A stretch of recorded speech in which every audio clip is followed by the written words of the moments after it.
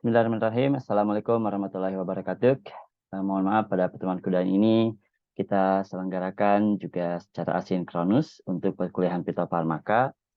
Namun meskipun demikian, semoga pertemuan ini tetap khusyuk ya, tetap Allah limpahkan keberkahan dan juga ilmunya pada kita semua. Baik, pada kesempatan ini saya akan membahas dua materi, yang mana materi ini akan kita bagi menjadi dua segmen ya. Jadi ada dua tayangan video yang nanti harus Anda simak, dan tentunya karena Anda sudah pernah mengambil materi kuliah ini, jadi menurut saya ini bukan materi yang terlalu sulit untuk Anda pahami. Oke, berikut materi pertama kita, yakni tentang sejarah obat tradisional dulu ya. Jadi kita bahas dulu di sini sejarah perkembangan obat tradisional Indonesia, serta nanti kita akan bahas terkait dengan seperti apa sih penggolongan fitofarmaka gitu ya. Nah, kan fitofarmaka itu sudah merupakan golongan obat tradisional, kok digolongkan lagi? Nah, ternyata ada beberapa tanaman yang memang tidak bisa dijadikan sebagai fitofarmaka. Ada beberapa tanaman yang hanya tidak bisa juga dijadikan sebagai jamu, OHT, dan juga fitofarmaka dan sebagainya ya. Nah, kita akan bahas seperti apa itu. Namun alangkah baiknya kita coba mengenal dahulu terkait dengan seperti apa sih perkembangan obat tradisional yang ada di Indonesia. Seperti itu. Kita tahu ya, Indonesia ini sebagai negara dengan status mega biodiversity. Apa itu mega biodiversity? Yaitu suatu negara yang diklaim memiliki 25% kekayaan alam hayati dunia. Kebayang, dari 100% kekayaan alam hayati yang ada di dunia, seperempatnya ada di Indonesia. Nah, ini tentu menjadi sebuah kebanggaan bagi diri kita, namun tentunya juga ya, tidak hanya sebagai kebanggaan gitu, tapi sebisa mungkin ini harus kita manfaatkan, karena ini adalah nikmat yang luar biasa. Oke, kalau kita perhatikan bahwa Indonesia ini sangat kental dengan budaya penggunaan obat tradisional. Sebenarnya bukan hanya di Indonesia, di seluruh dunia pun mereka memiliki riwayat penggunaan obat tradisional. Kenapa? Karena sebelum munculnya obat-obat kimia yang sekarang beredar di pasaran, terlebih dahulu kita sudah mengenal pengobatan menggunakan obat tradisional, menggunakan ramuan-ramuan herbal. Nah, riwayat penggunaan obat tersebut ini karena secara turun-temurun dianggap memiliki khasiat, memiliki kemanfaatan, maka dituliskanlah dalam beberapa bukti-bukti ilmiah ya. Baik dalam serat gitu ya. Serat ini biasanya dalam di atas daun yang dikeringkan, atau dari pelepah gitu ya, pelepah kelapa, pelepah kurma dan sebagainya yang dikeringkan, atau dari kulit-kulit. Nah, ada juga yang di batu dan sebagainya gitu ya. Nah, bukti-bukti ini menunjukkan bahwa sejak dahulu kala kita itu sudah mahir dalam menangani satu penyakit gitu. Nah, ini adalah contoh-contoh naskah-naskah yang di dalamnya terdapat materi-materi pengobatan. Ada daun lontar husaudo, ada usada, lontar pabura, dan lain sebagainya. Ya, Anda bisa lihat di sini. Dan Indonesia ini juga mengenal istilah jamu. Ya. Mungkin Anda juga ada yang di sini mengkonsumsi jamu. Nah, ternyata jamu sendiri ini berasal dari dua bahasa atau dua kata ya, yaitu jampi dan juga usodo. Jampi ini kalau kita ibaratkan sebagai doa, ya. Sedangkan usodo ini adalah suatu metode pengobatan. Ya sama ya. Di Islam juga ketika kita mau melakukan pengobatan itu harus diawali dengan doa, permohonan kepada Allah. Jangankan mau makan obat, makan nasi aja kita doa dulu gitu ya. Tidak makan dulu baru doa, tapi doa dulu baru makan. Nah, doanya bisa bermacam. Ada yang eh, cukup mengucapkan bismillah gitu ya. Ada yang Allahumma barik lana fi ma razaqtana wa qina adzabannar dan sebagainya. Tapi intinya adalah ternyata tradisi ini juga ada gitu ya, di di masyarakat kita ya. Ketika mau mengkonsumsi obat itu secara filosofi mereka itu mengkonsumsi jamu itu selalu diawali dengan doa, selalu dengan jampi. Nah, mungkin jampinya saya kurang tahu ya seperti apa, namun yang jelas kita upayakan. Apapun itu yang kita lakukan, dahulukan dengan doa. Seperti itu. Nah, jampi dan usodo ini kemudian oleh beberapa orang disingkat gitu ya menjadi jamu, jamoe. Nah, jadi kalau dulu kan tulisannya jamoe, ya sekarang jadi jamu. Nah, istilah jamu ini juga kemudian diadopsi dan dijadikan sebagai salah satu kelompok obat tradisional yang ditetapkan oleh Permenkes. Kita akan bahas terkait dengan istilah jamu ini, atau mungkin sudah pernah Anda ketahui sebelumnya gitu ya tentang istilah jamu. Oke, berikutnya terkait dengan bukti tradisi penggunaan jamu pada relief Candi Borobudur. Jadi sebelum yang tadi saya sampaikan bahwa riwayat penggunaan obat tradisional itu dituliskan gitu ya dalam berbagai bentuk, dalam berbagai sarana gitu ya. Salah satunya di sini adalah relief. Nah, di relief Candi Borobudur katanya gitu ya, di situ ada satu sisi yang menggambarkan tentang bagaimana masyarakat pada zaman tersebut mengkonsumsi ramuan obat tradisional. Nah, di mana kita tahu ya bahwa jamu sendiri ini muncul pertama kali pada zaman kerajaan Mataram. Ini kurang lebih 1200 Masehi ya. Dan terdapat dua panel relief yang relatif terkait dengan penggunaan jamu. Alhamdulillah ya, di kita ada orang-orang yang spesialis di bidang itu ahli sejarah itu ya, yang mampu menerjemahkan bahasa-bahasa tulisan-tulisan zaman dulu sehingga bisa kita lihat maknanya, bisa kita serapi gitu ya tujuan dari penulisan itu. Oke, kemudian kalau kita perhatikan juga tidak hanya di relief Candi Borobudur ya, ini reliknya ya.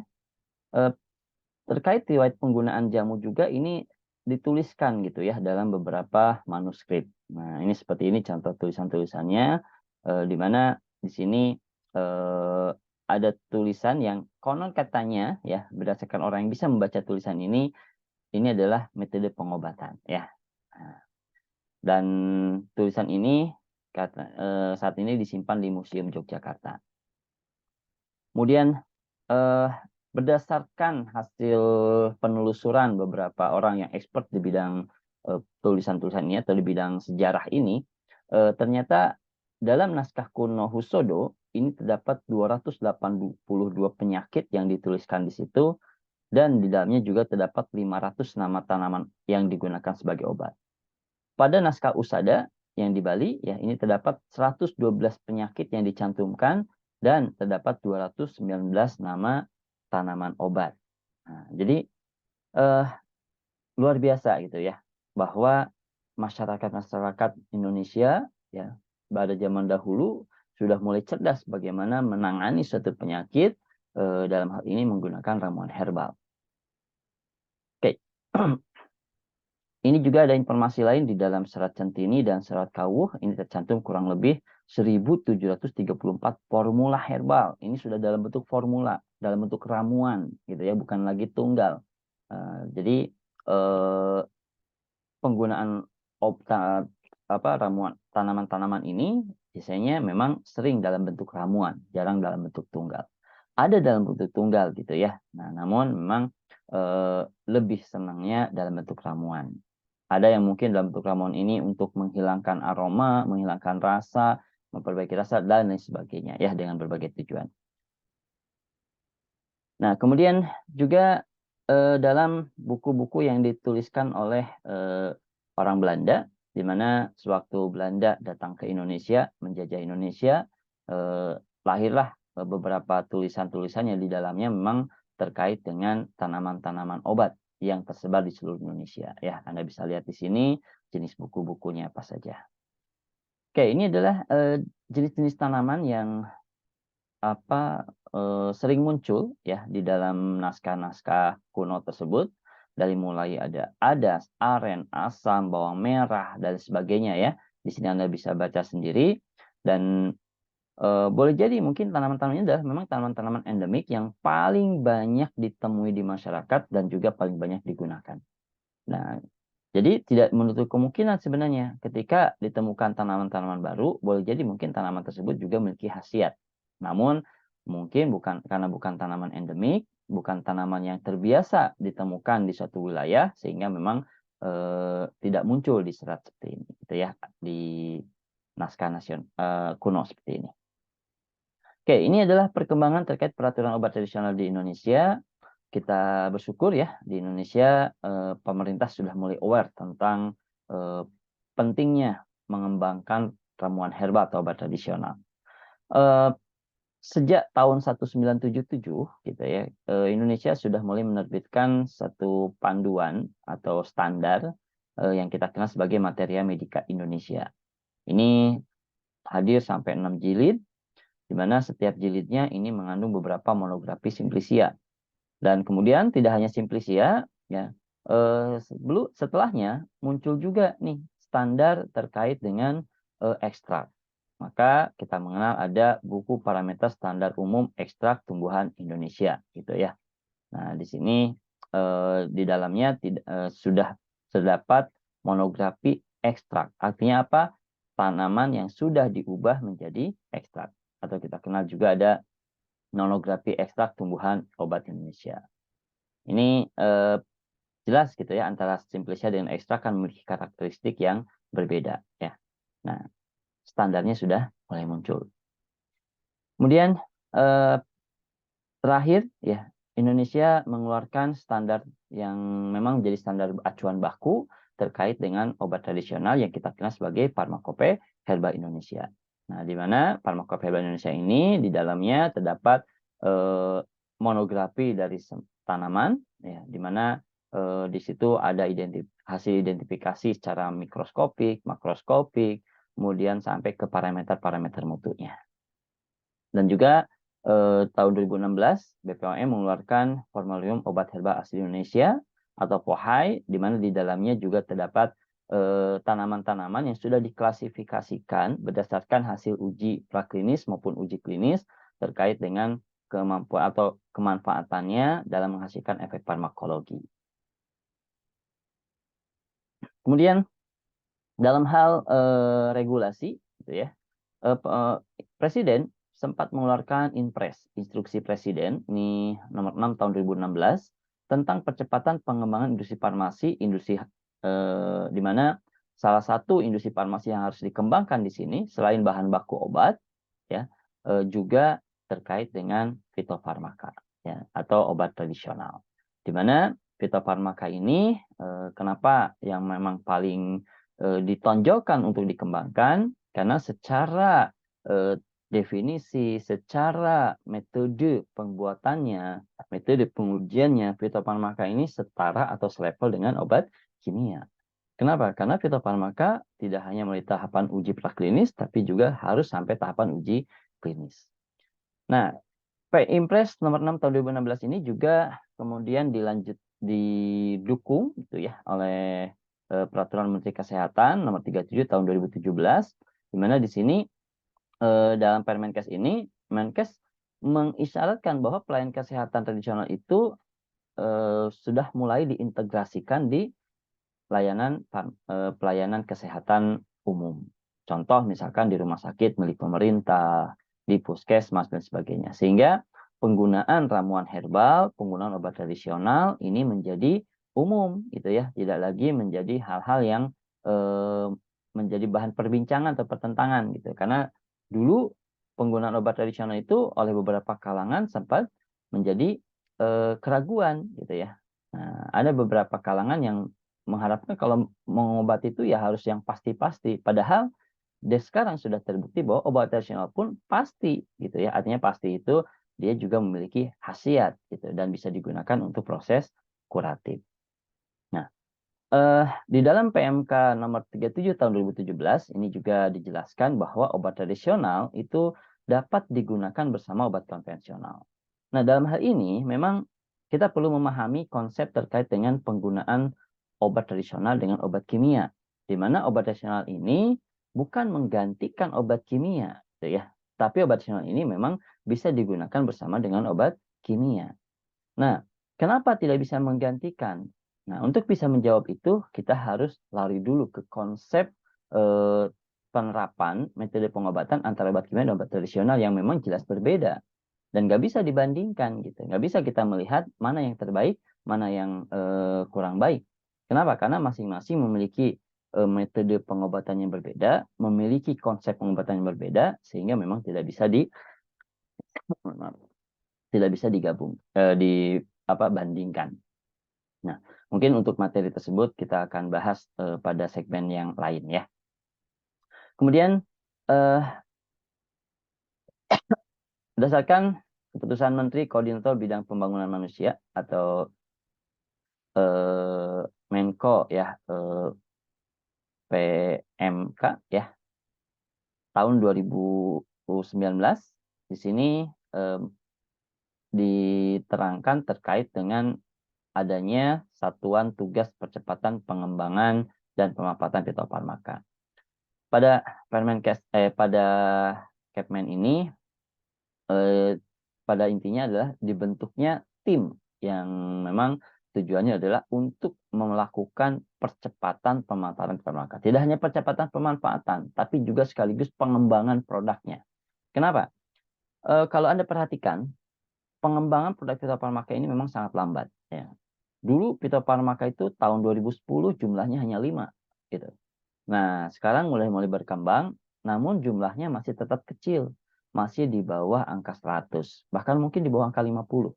Dan kalau kita perhatikan, dari sekian banyak produk fitofarmaka tersebut, sebagian hanya didasarkan pada varian, gitu ya, varian rasa, varian bentuk, gitu ya. Tapi belum bisa memenuhi eh, kebutuhan untuk menangani beragam penyakit. Gitu. Sehingga memang fitofarmaka ini perlu disokong, perlu didorong supaya ketersediaan di Indonesia atau di pasaran ini meningkat dan juga kualitasnya tetap terpantau terjamin ya. Oke, kalau kita perhatikan di sini ya, terkait dengan transisi epidemiologi, kita lihat dari tahun ke tahun perkembangan penyakit menular dan penyakit tidak menular ternyata mengalami perubahan. Di tahun 90-an, sebagian besar penyakit yang muncul adalah penyakit menular. Artinya penyakit ini disebabkan karena infeksi salah satunya. Nah, kita tahu infeksi ini disebabkan karena bakteri, karena virus, jamur, dan sebagainya. Gitu ya. Namun seiring dengan perkembangan waktu, justru penyakit yang tidak menular yang menjadi lebih dominan dibandingkan penyakit menular. Kenapa? Banyak faktor tentunya ya. Pertama, penyakit menular ini bisa ditangani dengan adanya antibiotik. Sekarang antibiotik sudah berkembang cukup pesat sehingga banyak bakteri-bakteri yang akhirnya bisa dimatikan dengan antibiotik tersebut sehingga memang penyakit menular ini tidak sampai mewabah ya. Jadi sudah langsung tertangani, tidak sampai mewabah. Nah, adapun penyakit tidak menular ini kenapa bisa naik? Nah, bisa jadi penyakit tidak menular ini disebabkan karena pola hidup. Karena tadi misalkan higienitas sudah meningkat, kemudian juga bakteri sudah ada penanganan yang menggunakan antibiotik gitu ya. Nah, pola hidup masyarakat sebagian kemudian menjadi berubah. Ada yang misalkan dia terlalu banyak makan tapi bergeraknya lebih sedikit. Nah, sehingga menyebabkan apa? Menyebabkan terjadinya ketidakhomeostasisan dalam tubuhnya. Sehingga muncullah beragam faktor-faktor penyakit, faktor-faktor resiko yang ujungnya akan menghasilkan penyakit. Dan penyakit ini biasanya ada yang kita kenal sebagai penyakit metabolik dan juga ada penyakit degeneratif. Nah, inilah yang mungkin menjadi alasan kenapa kesini-sini justru penyakit yang tidak menular yang disebabkan oleh pola hidup gitu ya, yang semakin meningkat dibandingkan penyakit menular. Nah, dengan gambaran ini, di mana penyakit yang tidak menular, yakni penyakit metabolik dan penyakit degeneratif yang semakin meningkat di kalangan masyarakat, ya. Contohlah penyakit ini apa? Misalkan stroke. Stroke itu tidak hanya dialami oleh orang-orang yang usianya sudah renta, itu ya, sudah manula. Tapi ternyata stroke ini sekarang bisa juga dialami oleh orang-orang yang usianya di bawah 30 tahun, gitu ya. Nah, ini kan luar biasa. Kenapa? Boleh jadi karena pola hidup yang tidak baik. Nah, adapun penyakit metabolik ini, proses pengobatannya tidak bisa seperti halnya antibiotik, seperti halnya penyakit menular, di mana pengobatannya sekali diobati bakterinya udah mati. Tidak, karena ini didasarkan pada munculnya faktor resiko, sehingga untuk menghilangkan penyakit tersebut, menyembuhkan penyakit tersebut, juga membutuhkan juga harus menghilangkan faktor resikonya juga. Nah, bagaimana menghilangkan faktor risiko? Kita tahu faktor risiko itu munculnya juga bertahap, bisa bulanan, tahunan gitu ya. Sehingga untuk memperbaiki faktor risiko itu juga membutuhkan waktu yang cukup panjang. Nah, penggunaan obat kimia dalam jangka waktu panjang terus-menerus ini cenderung memiliki kelemahan ya. Di antaranya apa? Salah satunya adalah munculnya metabolit dari hasil metabolisme senyawa kimia tersebut, yang mana metabolit tersebut akan terakumulasi dalam tubuh. Yang lambat laun, lama-kelamaan akan memunculkan efek samping. Nah, adapun obat tradisional atau ramuan herbal di sini lebih cocok digunakan untuk jangka panjang. Kenapa? Karena obat ramuan herbal ini jarang sekali menghasilkan residu seperti hanya obat kimia. Kenapa jarang menghasilkan residu? Nah, kalau kita lihat dari konsepnya, di dalam ramuan herbal memang banyak senyawa, alkaloid, flavonoid, dan sebagainya. Tapi setiap senyawa tersebut jumlahnya memang sedikit, rendah, ya. Jadi rendah sekali sehingga ketika masuk ke dalam tubuh, dia akan mudah dieliminasi sehingga memang tidak menghasilkan residu. Nah, kalau gitu kenapa nggak kita gunakan obat tradisional saja atau daripada obat kimia ya? Nah, ini juga menjadi hal yang keliru ketika konsepnya adalah lebih baik obat tradisional dibanding obat kimia. Kenapa? Tadi saya sampaikan obat tradisional itu memang senyawanya banyak, tapi jumlah senyawanya sedikit. Sehingga dengan jumlah senyawa sedikit tersebut tidak mampu mencapai efek terapi yang diharapkan seperti halnya obat kimia. Kalau obat kimia, ya kita menggunakan obat kimia pasti didasarkan pada dosis terapinya. Sehingga misalkan ada seorang yang menderita hipertensi, misalkan tensinya udah naik nih, udah di atas 130-an gitu ya, udah mau masuk ke hipertensi lah ya. Nah, gimana caranya untuk menurunkan tensi tersebut? Apa kita gunakan ramuan herbal misalkan ya? Nah, tentu kalau kita menggunakan ramuan herbal efektif tapi lama. Beda dengan kita yang menggunakan obat kimia. Ya, efektif dan lebih cepat. Namun tadi obat kimia tersebut memang tidak bisa digunakan untuk jangka waktu yang panjang secara terus-menerus gitu. Nah, jadi tadi saya kembali lagi ke yang statement awal bahwa penggunaan obat kimia dan ramuan herbal tidak bisa dibandingkan. Ya, tidak bisa dilihat mana yang terbaik, mana yang terburuk. Untuk bisa memahami itu, ada satu segmen terkait dengan bagaimana kaidah kita menggunakan ramuan herbal ataupun obat kimia. Oke, dari apa namanya itu Impres atau Instruksi Presiden nomor 6 tahun 2016 ini, maka sekarang kita sudah mulai mengenal gitu ya tentang adanya pelayanan kesehatan tradisional yang diaplikasikan di sarana-sarana pelayanan kesehatan masyarakat. Ada yang di puskesmas, di rumah sakit, dan juga ada klinik khusus yang mana di klinik ini di dalamnya ada dokter-dokter yang melakukan diagnosa gitu ya terhadap suatu kondisi pasien dan kemudian proses pengobatannya menggunakan ramuan herbal. Nah, ini jenis pelayanan kesehatan yang sekarang sudah mulai digalakkan di beberapa rumah sakit pemerintah. Ada pelayanan konvensional dan ada non-konvensional. Nah, non-konvensional ini ada yang memang menggunakan tradisional, di mana tradisional ini menggunakan ramuan herbal, akupunktur, dan sebagainya. Ya. Dan juga tidak hanya pelayanannya, tapi memang di situ juga disiapkan SDM-nya. Di mana SDM-nya sendiri juga memang SDM yang terkualifikasi. Nah, di sini ada SDM berupa tenaga kesehatan, gitu ya, yakni dokter. Nah, dokternya sendiri sebelumnya telah dilakukan atau diberikan pelatihan terkait dengan penggunaan ramuan herbal. Nah, kita kenal ya, ada satu program namanya adalah saintifikasi jamu. Ya. Oke, kita mungkin akan bahas nanti lebih lanjut tentang saintifikasi jamu itu seperti apa.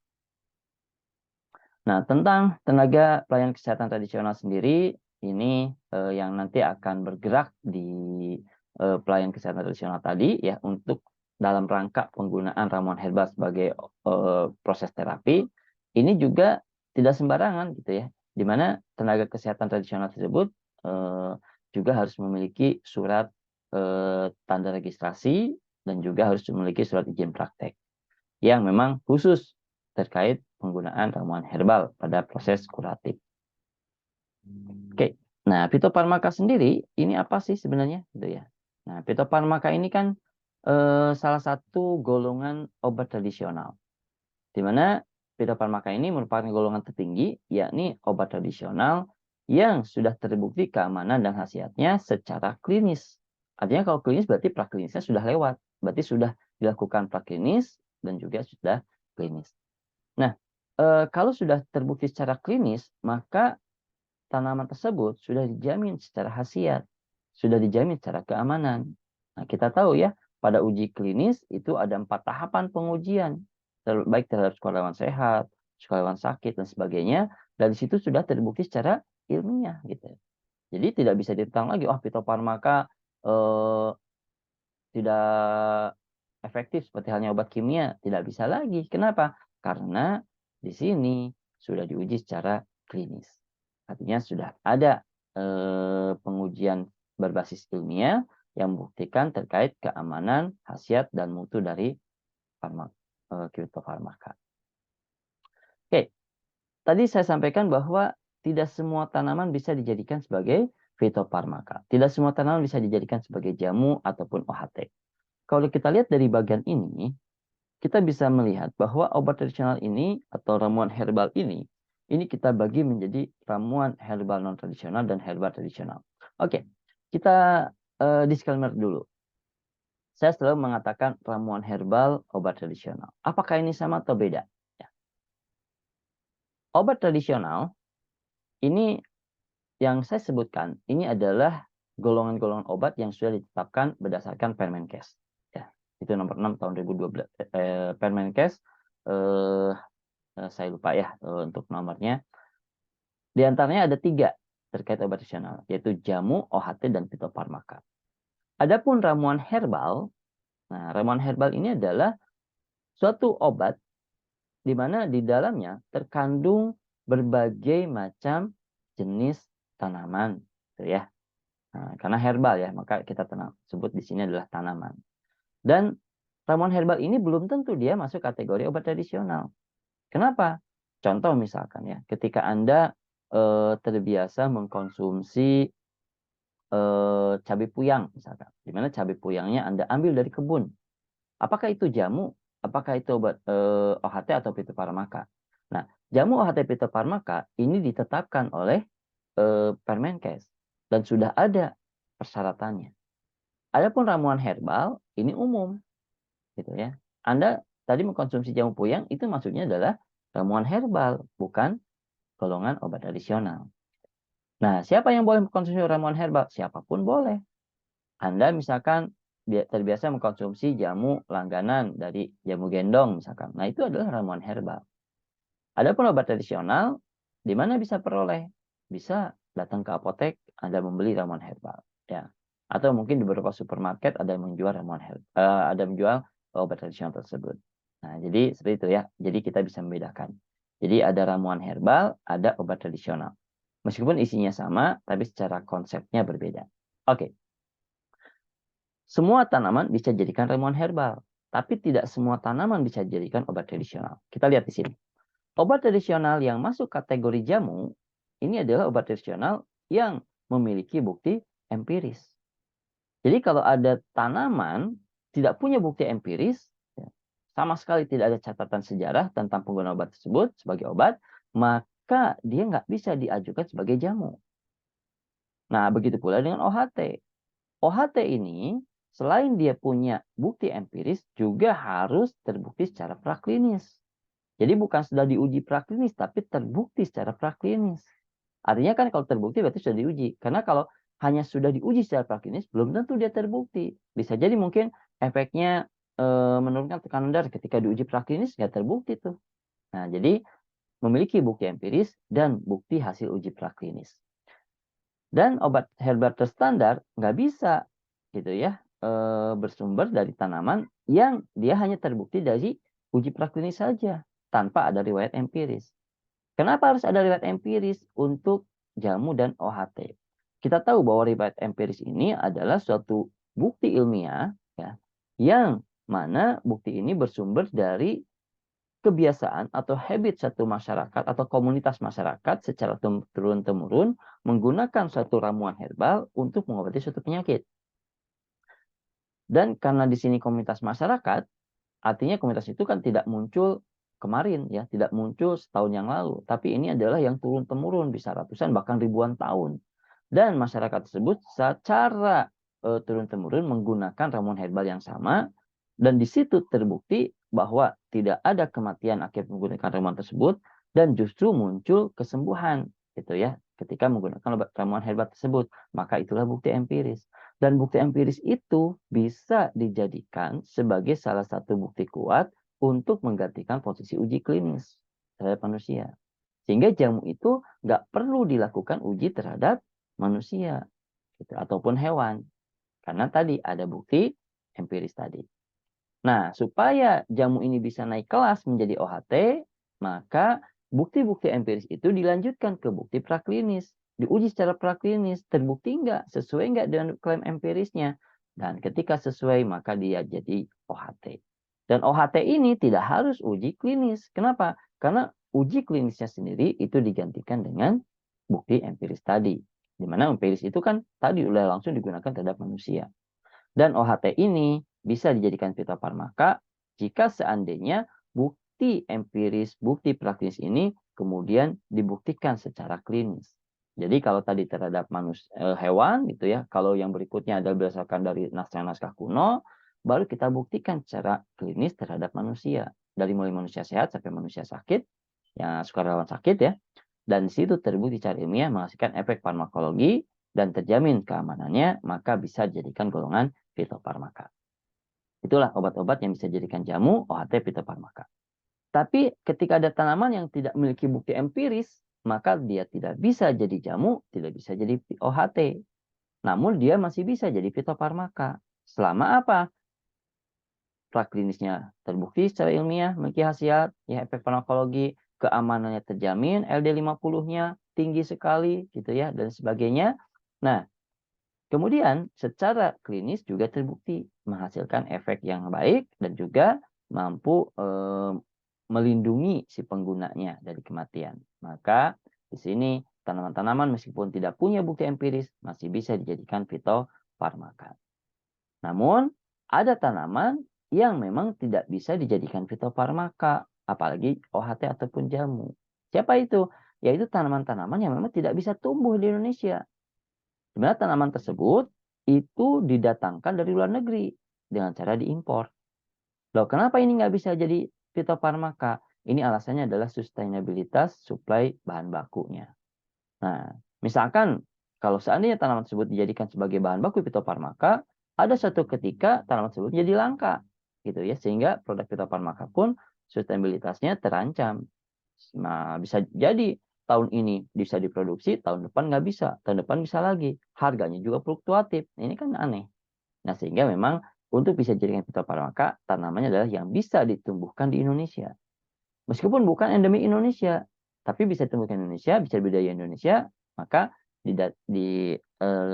sustainabilitas dari ketersediaan bahan baku tanaman tersebut bisa aman. Kalau impor kan nggak bisa. Nggak ada jaminan impor itu tanaman bisa aman. Contoh lah ketika kejadian pandemi kemarin. Ya, Anda bisa bayangkan di pandemi kemarin itu banyak sekali obat-obatan yang langka di pasaran. Banyak sekali apa namanya itu obat-obatan yang harganya melonjak tinggi. Nah, itu luar biasa ya. Karena apa? Karena pengaruh impor. Nah, kalau jadi fitofarmaka dibatasi harus tanaman-tanaman yang memang bisa ditumbuhkan di Indonesia. Oke, ini penjelasan dari grafik tadi ya. Nah, ini sedikit informasi terkait dengan fitofarmaka Indonesia. Jadi berdasarkan GP Jamu ya, di tahun 2021 OHT Fitofarmaka itu kurang lebih ada 27 produk. Anda bisa cek ya di websitenya Badan POM. Dan dari 27 produk fitofarmaka ini, hampir seluruhnya produk tersebut dikuasai oleh industri farmasi.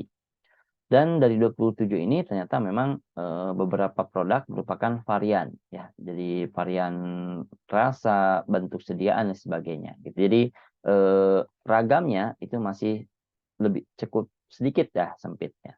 Adapun OHT ini jumlahnya ada 81, sedangkan jamu ini kurang lebih 11.000 ya, bahkan lebih dari 11.000 jenis jamu yang terdaftar di Badan POM. Jadi kebayang ya, fitofarmaka itu sedikit sekali. Makanya memang perlu ditunjang dengan adanya Permenkes, tadi Kepmenkes gitu, Kepmen gitu ya, tentang pembentukan tim khusus percepatan pemanfaatan dan produksi fitofarmaka. Oke, ini kriteria fitofarmaka saya rasa Anda sudah tahu semua ya. Dan ini adalah hambatan-hambatan pada pengembangan fitofarmaka di Indonesia. Dari mulai kendala standarisasi, memang betul ya, standarisasi ini luar biasa berat ya di Indonesia. Kenapa? Karena standarisasi ini mau tidak mau harus menggunakan bahan pembanding. Nah, senior pembanding di kita itu masih jarang-jarang ya. Kemudian kurangnya sarana dan keahlian untuk fase 1 dan fase 2 itu ya. Kalau sekarang mungkin sudah mulai banyak ya. Namun fasilitas yang mungkin agak rendah. Kenapa? Karena pengujian uji klinis itu untuk fitofarmaka harus dilakukan di fasilitas pelayanan kesehatan masyarakat. Nah, dan Pasienkes sendiri itu kan eh, ya apa namanya itu juga memiliki kriteria gitu ya pada saat mau melakukan uji klinis. Dan ada juga sih permasalahan lainnya adalah terkait dengan persyaratan uji praklinisnya. Jadi ketika beberapa produk mau dilakukan uji klinis, uji praklinisnya tidak lengkap gitu. Nah, dan lain sebagainya ya. Anda bisa lihat di sini seperti apa hambatan-hambatan pada pengembangan fitofarmaka yang mungkin sebagian dari materi ini sudah terpenuhi ya, artinya sudah teratasi sebenarnya hambatannya ya. Seperti halnya tadi peran pemerintah khususnya dalam menyediakan dana penelitian sangat kurang. Ini saya rasa dengan adanya Permenkes, adanya Kepmen tadi ini dana penelitian mungkin meningkat ya.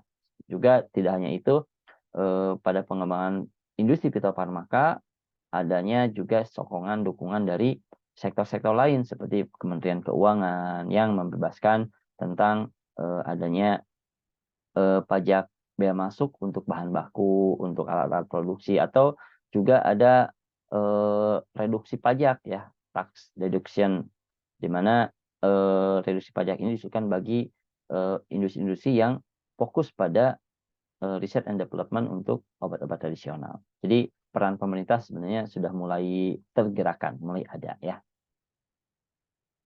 Baik, ini materi pertama kita. Ya, kita tutup dulu. Silakan untuk Anda cermati dan jika sudah selesai silakan nanti Anda lanjut ke materi kedua ya.